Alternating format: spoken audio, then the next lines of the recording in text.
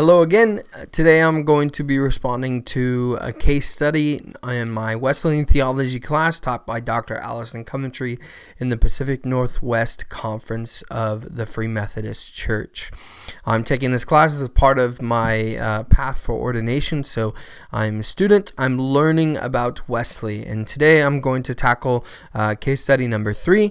It's a short case study about membership class and the way of salvation. So I'll just read that briefly and then give a few thoughts and read a few things from Wesley.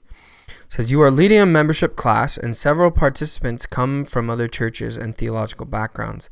What would you include as the significant points related to the way of salvation, doctrine of election, free will, and prevenient justifying and sanctifying grace? What sets Wesleyan theology apart? So just to tackle those first couple things, doctrine of election, free will, what kind of sets Wesley apart? Wesley rejected vehemently the doctrine of election. In his sermon titled Free Grace, he kind of digs heavily into this idea that election and predestination, as it might be called, is he strongly rejects it. And I just want to read the first bit of his sermon. It kind of gives an idea of his thoughts about grace. So, how freely does God love the world? While we were yet sinners, Christ died for the ungodly. While we were dead in sin, God spared not his own Son, but delivered him up for us all. And how freely with him does he give us all things? Verily, free grace is all in all. The grace or love of God, whence cometh our salvation, is free in all, and free for all. First, it is free in all to whom it is given. It does not depend on any power or merit in man, no, not in any degree, neither in whole nor in part. It does not in any wise depend either on the good works or righteousness of the receiver, not on anything he has done or anything he is. But it is free for all, as well as in all. To this some have answered, no, it is free only for those whom God hath ordained to life, and they are but a little flock. The greater part of mankind God hath ordained to death, and it is not free for them.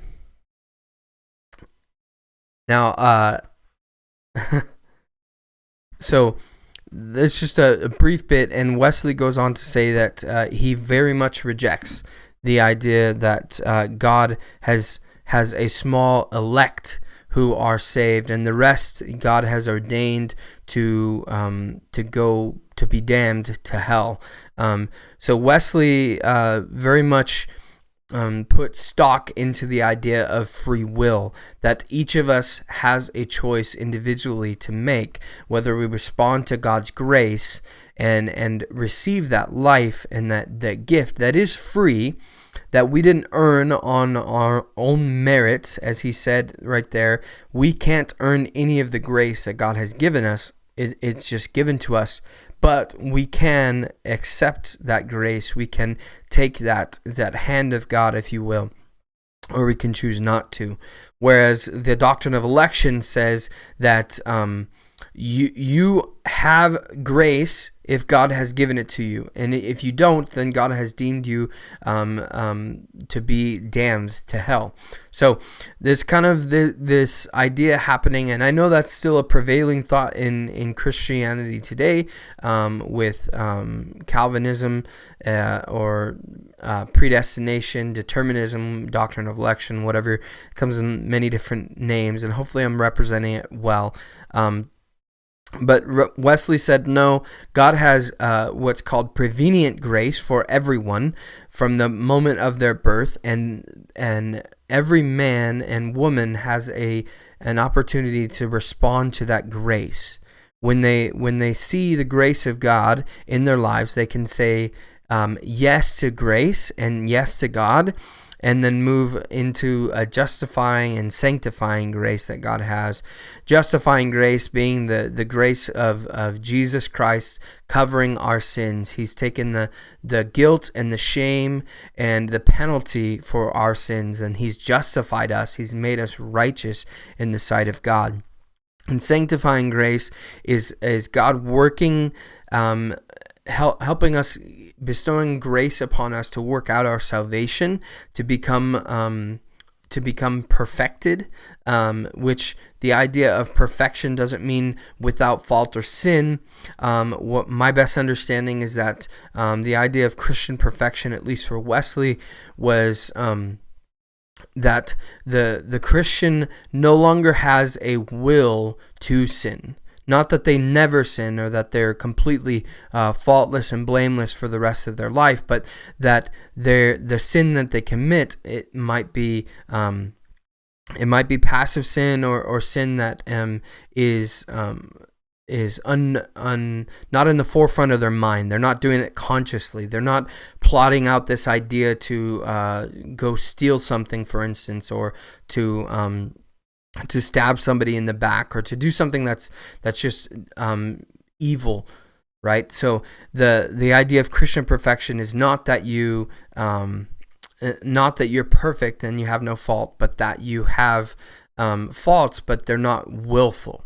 So your will is to seek God. Your will is to have the fruit of the Spirit be manifest in your life, and that be the covering. That's what you desire. And so Wesleyan theology really is about overall, like the way of salvation. You have the opportunity to respond to the free grace that God has given you. You didn't earn it, but all you need to do is to have faith and then respond from that faith into obedience in your life. And so from prevenient, justifying to sanctifying grace, all that is God working things out through you, and God giving you the ability to respond to Him. And so that's, I believe, in a nutshell, Wesley's idea of salvation. Hopefully I did it justice okay, but that's my best understanding of Wesley's idea of salvation and how it kind of works out, and how God bestows grace upon us, how we respond to that, and how it leads to a life that is filled with the fruit of the Spirit, and going back to bearing the image of God and living that out to the world. So that's what I have for now. Thanks for listening.